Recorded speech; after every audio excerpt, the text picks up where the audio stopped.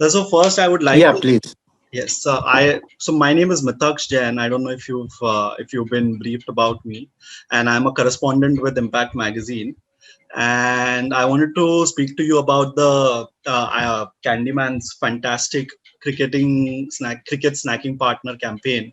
So, firstly, I would like to know what was the idea Yeah. behind this campaign? How was it conceived? Okay. So I think we were looking at when we looked at this brand and the opportunity, we were looking at three things. Number one, obviously, there has been a huge rise of snacking in home. Etc. typically have been an out of home impulse consumption category. Yes, And therefore, we were looking at an opportunity because consumers were spending time indoors and at home. So we were looking to capture consumers and business along with the change in consumer habit, right? Second thing was obviously, this year IPL was one of the first live events or fresh programming which was happening, and therefore it was important for a brand which wants to be salient to be part of it.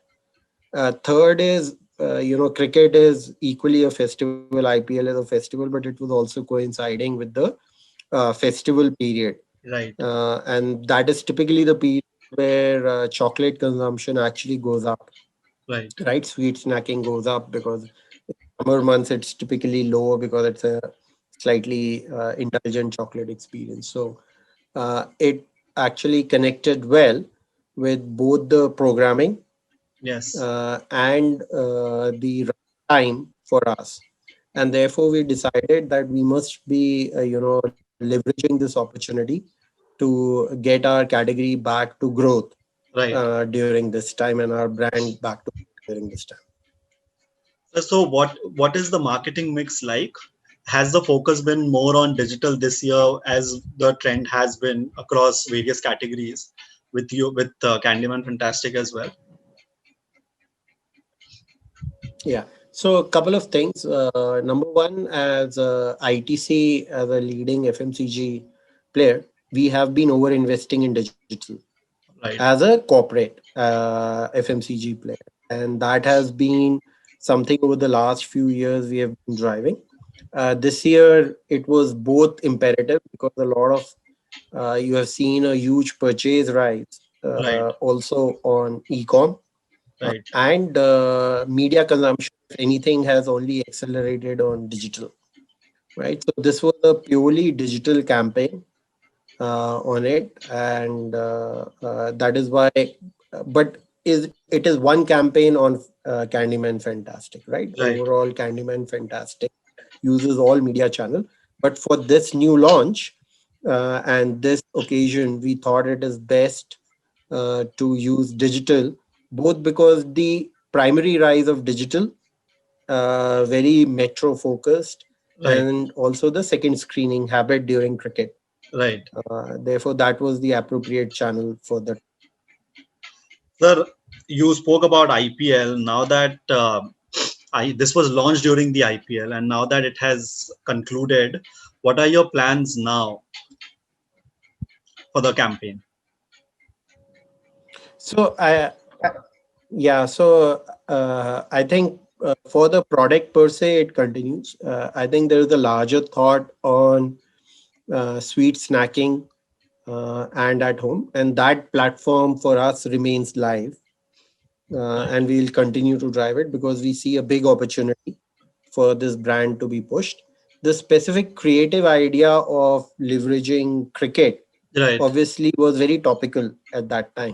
So Yes. the specific creatives, obviously, we see limited relevance, but the idea behind it, which is part of cricket movement, so you have an opportunity to be part of upcoming cricket movements as well, or other cricket movements. We will continue to leverage that, especially on digital, but not in the same creative, because this was really using the uniqueness of IPL, Right. uniqueness of the various cities to be able to do multiple renditions of the same creative based on moments and plan better Right. using digital. Uh, that obviously all cricket properties may not offer, Right. but we will continue to be relevant and see in different formats on digital Right. uh, for Candyman Fantastic.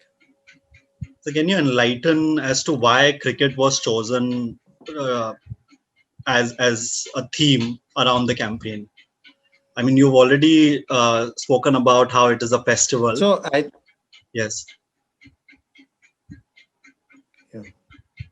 So two things. First of all, our target group is a young TG, right? Right. And they are very much into sports, Right. and therefore cricket is one of the key properties for us. Second, actually, IPL per se has two things going for it this year. One was it was one of the first live programming, Yes. right, among them. So that was as a property per se really relevant uh, for us to be exploited.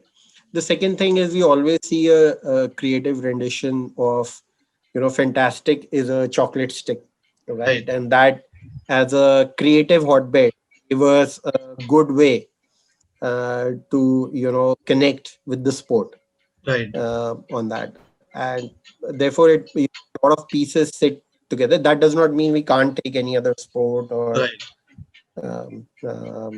it might not be relevant, but it was connecting very well with cricket, and therefore as a marketeer and a business leader you have to take and leverage such properties and opportunities.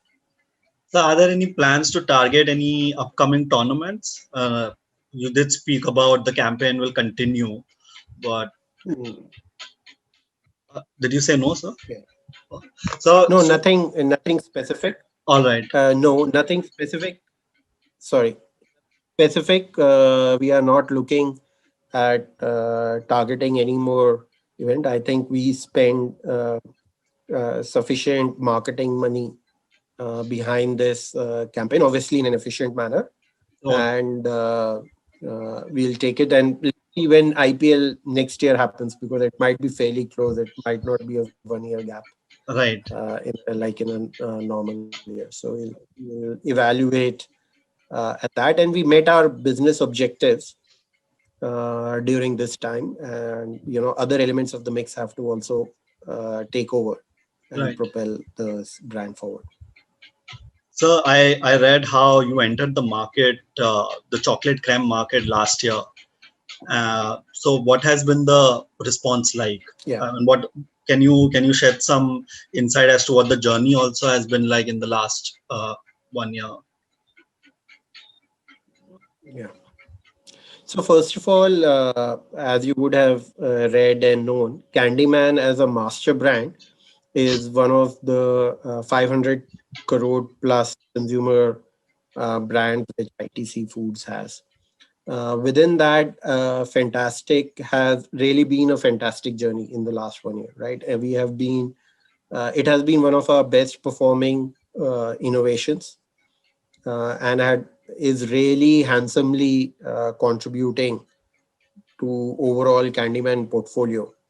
Uh, and obviously, we got impacted by COVID, like all impulse category did, Right. right? But before that, we were clocking really well in consumer terms, almost hitting a run rate of 100 crores plus. Right. Uh, so that has been a truly fantastic journey for this brand, and we are looking to get back on the growth trajectory, um, accounting for consumer habits Right. and the change in the context Yes. on that. So, true fantastic journey for this brand. So you spoke about how you met your business objectives this during this IPL. So can you give us a rough estimate as to what has been the spending like? Did it increase this year compared to say last year?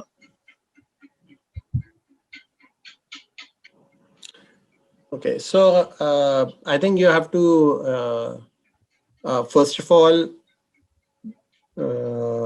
during this period, it's not just IPL but also also Diwali and the festive period, Right. right? This has been uh, quite strong compared to what people anticipated and compared to the last few months, Right. right? Diwali shifts every year, so it is a bit incorrect compare month on month, Yes. because last year it was in October and this year Right. is it was in November, and things like that. So overall, I would say things are on par or slightly positive, which is quite good compared to, especially in lockdown one. Right. Literally, sales of impulse category came to a standstill, Right. right? So it's almost like the journey again on that brand, and therefore we have been quite happy with how specifically this sub brand has performed for us on it. Obviously, the category, larger category, I think some price segments are doing well. Others, I'm now talking confectionery chocolates overall. Right. That is taking, it's almost close to pre-COVID levels, I would say. But some price segments, more affordable price segments, some of them in which Candyman plays in, are growing better Right. than last year. Uh, the others are a bit, but overall, you would say we are almost back to pre-COVID level with some positives. You spoke about targeting the festive season. So, what is the kind of recovery that you've seen in Yeah, this year's festive season? And, has the consumer sentiment improved? consumer sentiment definitely has improved, right? I think no question about it. I think you can see that in all, even macroeconomic data and consumer purchase, Right. not only of consumer goods, but also durables, automobiles. And I think uh, that has positively surprised everybody in terms of the growth in the economy, Yes. or the recovery in the economy right now. And it is no different from categories which suffered. So we have been positively surprised on it, and uh, we had to innovate, right? It did not happen automatically. We had Right. to move. Our mix of consumption portfolio has changed, including things like driving in-home consumption. Our Right. channel mix has changed on how we are able to leverage e-com, Right. etc. So those things played a key role in engineering that revival, and that might vary by players Right. and by brand. But net, I would say the year has been very good, or this period has been very good. Right. Let's see how it sustains. How people can build back on it. We must not forget last year Diwali. Actually, we have forgotten with the pandemic. The economy was really going down, right? Right. Pre-COVID, economy was on a downswing on that, and therefore that was the context and that's the comparator. Right. One has to compare things, uh, but fingers crossed, I think there are signs overall in the economy, things looking up. With caution, consumers are moving out, and they don't have that mortal fear. They are indulging, uh, and therefore I hope some of this growth continues and we see more of it in the coming days. You spoke about the how you were also impacted during the first part of the lockdown. So I wanted to understand what were the challenges that you had to face during the first few months of the lockdown. Yeah. So I think there were challenges all across um, as a consumer brand. First of all, it was a lot in terms of two things: distribution, because a Right. lot of stores were shut, especially a lot of convenience stores or smaller outlets, Right. right? Which actually things near offices, near where youth hang out, etc. Right? So those Yes. things were shut, and therefore there was a channel uh, challenge. right? The second one was consumer demand, because suddenly you had consumers sitting at home, Yes. and they are not venturing out, and they were living in a state of fear and therefore wanting to stock up on essentials.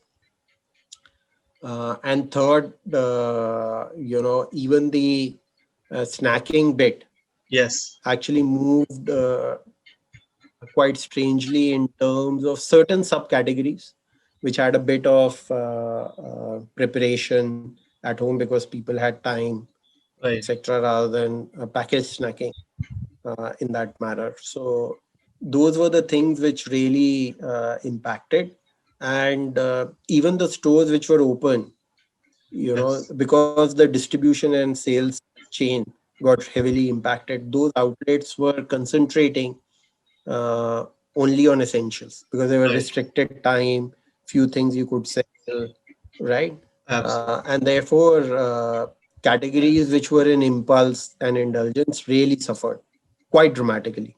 There was also challenge at the back end, but that was a lot more manageable in terms of labor challenges. Yes. But geared up ourselves to address those challenges, because overall uh, we are part of the foods business, right? Yes. And overall foods, it was important to maintain the supply chain, Right. right? So as an organization, we were far better prepared to deal with it, but there were category specific challenges on consumer demand and the type of outlets which stack this, right? A grocery shop which stacks atta, biscuits, Right. etc., may be less uh, uh, uh, you know weightage on confectionery, chocolates, etc., True. compared to outlets which are a little more in the just outside your office, or True. just outside youth hangout places, etc. So, lastly, what I want to understand is what do you see emerging post-pandemic, and what are the trends do you see emerging in the post-pandemic sort of landscape in FMCG specifically? Yeah. See, I think this year has been really remarkable. I think as FMCG marketeers, it is important to bucket some of these trends in few things. And I see this is a framework you would see in some other people talking about this. Is that first bucket? I would say are trends which have got deepened because of the pandemic, and they are long term trends, but they have almost got a shot in the arm, right? So digital is one, Okay. e-commerce is another, right? So these are trends which have been long term trends, and they have like really got steroid shots. Okay. Uh, the second bit are trends which were, yes, uh, in the consciousness or upcoming, but really come to forth, like health was one. It is now not a medium term trend, but it's a very long term overall trend, but always had barriers of what consumers want to do versus what they actually behave, Right. right? So everybody says I need better health, but the Yes. actions to that behavior always lagged intention. And I think that is the other bit which has really inflected, because the consciousness of health, and not only personal health, health of family, health of the environment, right? Right. We always see a gap uh, in what people intend and how action they are able to do. So True. those are the ones which have really the third one are things which have which we'll have to see how they will pan out, right? Interest, especially when you're looking at FMCG and in foods, uh, the interest of people in cooking, Yes. culinary, right? And that has globally it was rising Right. on it, but India, we were always a little bit as our workforce was going out, as women were going out, we were a little more moving towards convenience. And I think that has really picked up. We'll have to see where does it settle. Right. It will, in my opinion, settle at a higher. Similarly, in the wider FMCG, because of this, let me say, independence at the home, right? Yes.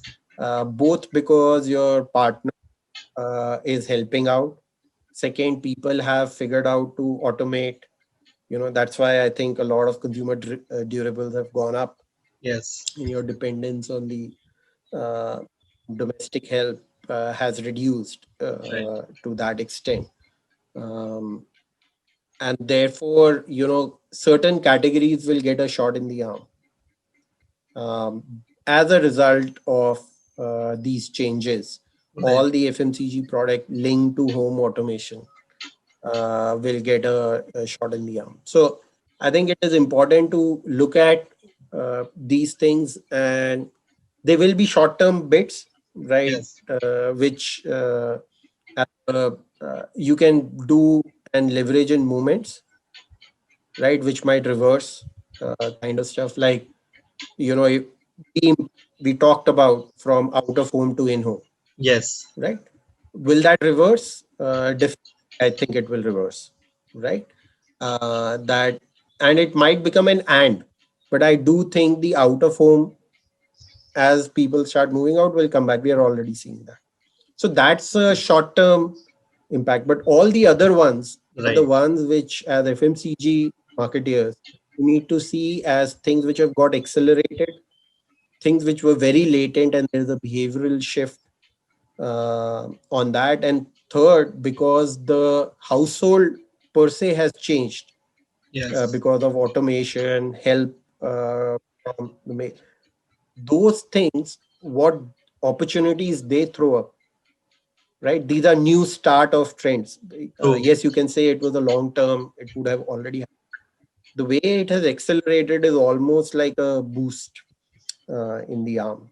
Absolutely. So that's what my view is. For all the people who read or other industry folks. So we are at the end of our conversation.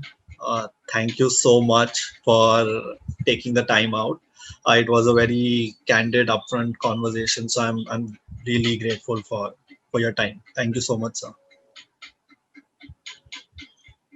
Thank you, Mitaksh.